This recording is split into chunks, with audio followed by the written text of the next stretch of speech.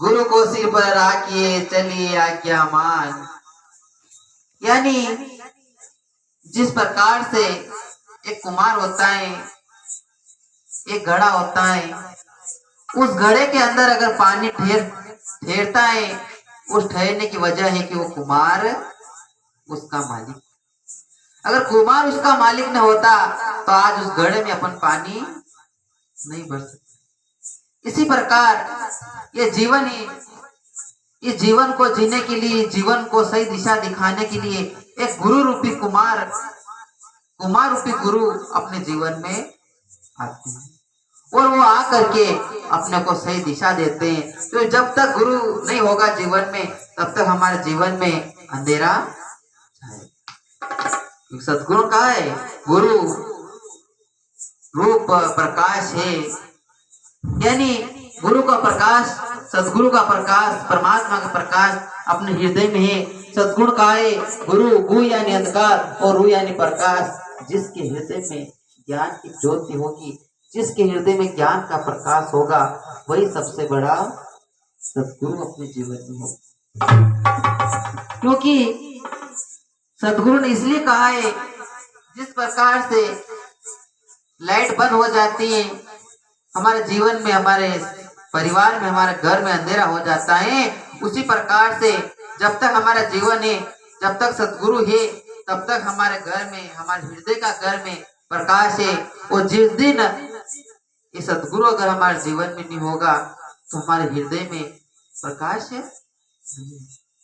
इसलिए सदगुरु का है कि प्रकाश को जगाने के लिए, प्रकाश की ओर प्रकाशित होने के लिए गुरुदेव का सहारा लेना पड़ेगा। जिस प्रकार से छोटा पौधा होता है, उस पौधे को सहारा देने के लिए, उस पौधे को बड़ा करने के लिए एक लकड़ी का सहारा होता है, उसी प्रकार से हमारे जीवन को, इस अज्ञानी जीवन को सदगुरु अभी इस भजन में कहा था, अज्ञान जीवड़ो गुरु जी शरणों में आयो, ज्ञान को दीपक जलायो दीजो। यानी परमात्मा सदगुरु इसलिए कहा है ज्ञान का दीपक जलाने के लिए कि तुम ज्ञान का दीपक जलो। ज्ञान का दीपक कब जलेगा? जब हमारे जीवन में ज्ञान की ज्योत होगी, ज्ञान की प्रकाश होगी। और ज्ञान का प्रकाश कब होगा? तो संत सदगुरु अपने जीवन में हो। गुरु कुमार शिष्य कुंभ है, गड़ गड़ कारे खोट, और अंदर हाथ सहारियो और बाहर मारे। क्योंकि गुरु कुमार, जिस प्रकार कुमार अपने मटके को माटी लाता है, मिट्टी लाता है, कहीं कहीं से मिट्टी लाता है, खाद से मिट्टी लाता है, और उस मिट्टी को बांध के लाने के बाद उसको चाटता है, साफ करता है, और साफ करने के बाद उसको अच्छे से पानी में रोनता है, और रोनने के बाद उसको भूनता है, भूनने के बाद उसको एक थपकारता है, और उस चरखे पर लगा करके उसको एक मटका तैयार करता है। और मटका तैयार करने के बाद कुमार उसको एक घड़ा का रूप देता है, और घड़ा का रूप देने के बाद उसको सहारा देता। अंदर से तो वो मारेगा और बाहर से सहारा देगा। इसलिए सहारा देगा वो, ताकि ये मटका जिसके भी घर पे जाए, वो जिसके घर पर जाकर के जो इसमें पानी भरे, वो मुझे वापस अरुमो लेके मेरे पास नहीं आए। क्योंकि अगर मटका फूटा निकल जाएगा तो वापस मटका लेके कुमार के पास जाएंगे, ये मटका तो फूटा निकल गया। जिस प्रकार से स्टील का बर्तन फूटा निकल जाते हैं, अपन दुकान में जाते हैं, उसी प्रकार से उस कुमार के पास भी हम दौड़ दौड़ के चले जाएंगे। लेकिन जब ये जीवन रूपी मटका अगर कच्चा निकल गया, ये जीवन रूपी मटका अगर फूटा निकल गया, तो आप किसके पास जाओ? कोई है जानने वाला कि उसके पास जाओगे आप? जाने का रास्ता है, जाने का कुमार भी है, लेकिन वो कुमार जब आपके जीवन में होगा तो आप उसके पास, आपको फूटा हुआ घड़ा लेके जाओगे। अगर वो गुरु आपके जीवन में नहीं है, वो कुमार आपके जीवन में नहीं है, तो आप किसके पास जाओगे? बोले। इसलिए गुरु होना बहुत जरूरी है। सदगुरु का कि गुरु भक्ति कर दे थे सकल पाप को नाश, और जैसे जिनकी आग की बड़ी पुरानी। क्योंकि जिस प्रकार से पुराने से पुरानी घास पड़ी हो, उसको जलाने के लिए छोटी सी जिंदगी एक माचिस की काड़ी काफी होती है। उसी प्रकार से हमारे जीवन के पापों को जलाने के लिए, हमारे जीवन के पापों का नाश करने के लिए, हमारे जीवन के पापों का हरण करने के लिए सदगुरु का भक्ति, एक थोड़ी सी भक्ति ही बहुत ज्यादा, इसलिए भक्ति जरूरी। भक्ति करे सो सूरमा, यानी भक्ति वही करेगा तो सूरमा होगा, भक्ति वही करेगा तो सूरदास होगा, भक्ति वही करेगा तो अपने हृदय मंदिर से भक्ति करेगा। जिस प्रकार से रामापी ने भक्ति करी थी, जिस प्रकार से मीराबाई ने भक्ति करी थी, जिस प्रकार से सबरी माता ने भक्ति करी थी, जिस प्रकार मीराबाई ने भक्ति करी थी, और जिस प्रकार श्री राम ने भक्ति करी थी, और उसी भक्ति से श्री हनुमान ने भक्ति करी थी। इस प्रकार की भक्ति है। कबीरदास जी ने भक्ति करी थी, क्योंकि रविदास जी ने भक्ति करी। रविदास जी के बारे में आपने सुना होगा, थोड़ी आवाज। जिस प्रकार एक बार रविदास जी, देखो क्या है कि एक में गांव में थी, वहां पर क्या हो रही थी कि जिस प्रकार मंदिर होता है, उस मंदिर में पूजा हो रही, कथा हो रही थी, भागवत कथा चल रही थी।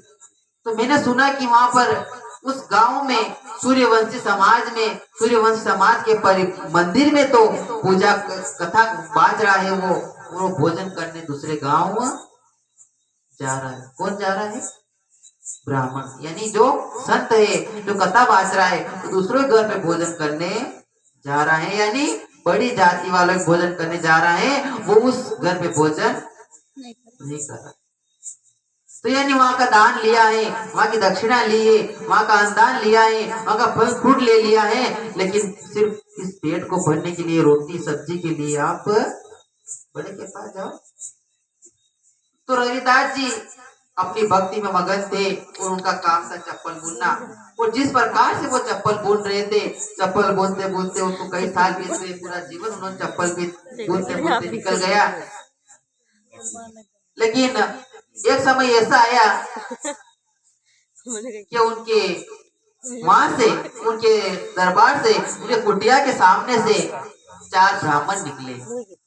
और जब 4 ब्राह्मण निकले तो ब्राह्मण ने कहा कि मेरी जूती टूट गई है, मेरी चप्पल टूट गई है, चलो उस शूद्र रविदास जी के पास जा करके मैं इस जूती को खिलवा लेता हूँ। जब जूती को खिलवाने गया और बोला कि मेरी जूती खिल दो, तो रविदास जी कहा कि बिल्कुल आप ही, हमारे यही काम है। ब्राह्मण जी ने कहा कि कितने पैसे लोगे? उन्होंने कहा बस 1 रुपया चवन्नी, जो भी होगी आप, जो आपकी श्रद्धा है वो दे दो।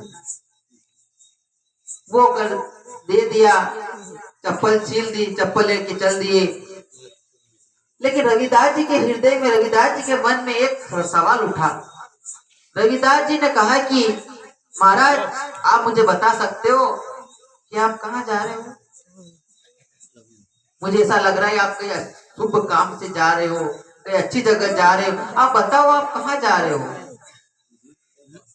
रविदास ने कहा कि ब्राह्मण जी ने कहा कि हम तो गंगा स्नान करने जा रहे हैं, और गंगा स्नान करके हम अपने पापों का नाश करने जा रहे हैं, पापों को धुलने जा रहे हैं, इसलिए हम वहां पे गंगा स्नान करने जा रहे हैं। रविदास जी बहुत खुश हुए, और खुश होते हुए उन्होंने कहा कि मैं आपसे कुछ कहना चाहता हूँ। कि बोलो, क्या कहना चाहते हो? कि मैं ये कहना चाहता हूँ कि मेरे पास कई समय से एक वस्तु पड़ी हुई है, एक चीज पड़ी हुई है, मैं ये मंदिर गंगा स्नान नहीं जा पाया हूँ, गंगा के पास नहीं जा पाया हूँ। मैं चाहता हूँ कि आप ये वस्तु को गंगा माता को सौंप देना, गंगा माता को दान कर देना। ब्राह्मण लोग हंसने लगे, और उन्होंने कहा कि इस शुद्ध तुलसीदास जी की कोई वस्तु दान भेंट लेगा? तो रविदास जी ने कहा कि आप ले जाइए, अगर उसकी इच्छा होगी माता जी की, अगर गंगा माता की इच्छा होगी तो ले लेगी, अगर नहीं इच्छा होगी तो वापस मुझे लौटा देना। ब्राह्मण लोगों ने कहा कि शूद्र के हाथ के अपन नहीं छुएंगे। उसने कहा कि यहाँ पे रख दो, और ब्राह्मण लोगों ने पानी छिड़क के उसको शुद्ध किया, और शुद्ध करने के बाद वो उसको उठा करके ले गए। ब्राह्मण लोगों ने स्नान किया, तो स्नान करने के बाद सब चारों ब्राह्मण चलने लगे। वो चलते चलते उनके मन में ख्याल आ गया कि आपको कुछ याद नहीं आ रहा है? कि क्या याद आएगा कि एक उस शूद्र ने, रविदास जी ने हमको कुछ दिया था भेंट करने के गंगा मैया को, कि वो गंगा मैया अगर हाथ निकाल के मांगे तो देना, अगर नहीं मांगे तो मत देना। लेकिन गंगा मैया ने तो मांगा ही नहीं, तो अपन कैसे दे? हंसने लगे। गंगा मैया कैसे शूद्र की बात सुनेगी? जैसे ही वो वहां से चल दिए, 2 कदम आगे चले और आगे चलकर तुरंत गंगा मैया ने आवाज लगाई, अंतर आत्मा से आवाज आई और उन्होंने बोला, सुनो, जो मेरे रविदास भगत ने, जो मेरे सेवक ने जो आपको वस्तु दी है, वो वस्तु आप मुझे भेंट कर। सब लोग घबरा गए, चारों ब्राह्मण घबरा गए और घबराते घबराते उन्होंने धीरे धीरे हाथ में तो सुन हो गया, और हाथ को हिलाते हिलाते उसको वस्तु सौंप दी। वो धोख दर्शन कर लिए, धोख दे लिया, और धोख देकर जब चल दिए तो गंगा मैया ने फिर से आवाज लगाई कि रुको, मैं आपको कुछ वस्तु देती हूँ, इस वस्तु को आप फिर वापस मेरे रविदास जी को दे देना। क्या वस्तु? जो उसने गंगा मैया ने दिया वो था, क्या था? सोने का कंगन। तो सोने का कंगन लेकर के चारों ब्राह्मण खुश हुए और कहते, आपने भी देखा होगा कलयुग का भी यही नजारा है कि अगर कुछ सोना चांदी अगर मिल जाए, कुछ थोड़े बहुत पैसे मिल जाए, तो बल कितना भी सूरवीर होगा और कितना भी अगर दानवीर होगा और कितना भी अगर खुले मन का होगा, और कुछ पल के लिए उसके हृदय में भी लोभ आ जाए। तो लोभ आ गया उन्होंने और कहा कि वाह, ये सोने का कंगन तो बहुत महंगा है और बहुत पैसे वाला है ये तो, और अब क्या किया जाए? अब ये रविदास जी को कैसे देंगे? रविदास जी तो चप्पल ये करके वो तो शूद्र है, वो तो अपना पेट पूजा कर लेगा, और ये तो अपन अपने पास भी रखेंगे। और जो गांव के जो मालिक है, जो गांव की जो मुखिया है, गांव के जो राजा है, उनको अपन इसको भेंट कर देते। दूसरा दिन हुआ, दूसरे दिन कर जब चारों ब्राह्मण इकट्ठे हुए और इकट्ठे होकर के जब राजा के पास चल दिए, जैसे ही राजा के पास चल दिए तो जैसे उन्होंने 2-4 कदम उठाया, उन्होंने कहा कि यहाँ रविदास जी बैठता है, तो उन्होंने रविदास जी का जो जहाँ बैठता है वहां जगह स्थान छोड़ दिया, रास्ता छोड़ दिया और दूसरा रास्ता पकड़ लिया। तो दूसरा रास्ता पकड़ लिया, थोड़े बहुत चले और फिर वहां पर भी रविदास दिखने लगे।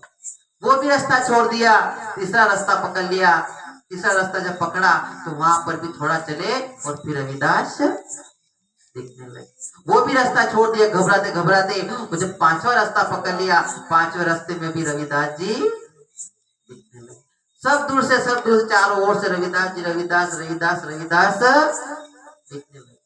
फिर भी कैसे भी करते घबराते घबराते जैसे करके वो राजा के पास पहुंचे। वो राजा के पास पहुंचकर सैनिक से कहा कि हमें राजा से मिलना है, राजा से बहुत बात करनी है, हमें बुला दो। जब राजा को बुलाया गया, ब्राह्मण ने कहा कि राजा जी, हमको भक्ति करी हमने इतने समय से, इस भक्ति से प्रसन्न होकर गंगा मैया ने हमको एक कंगन भेंट किया।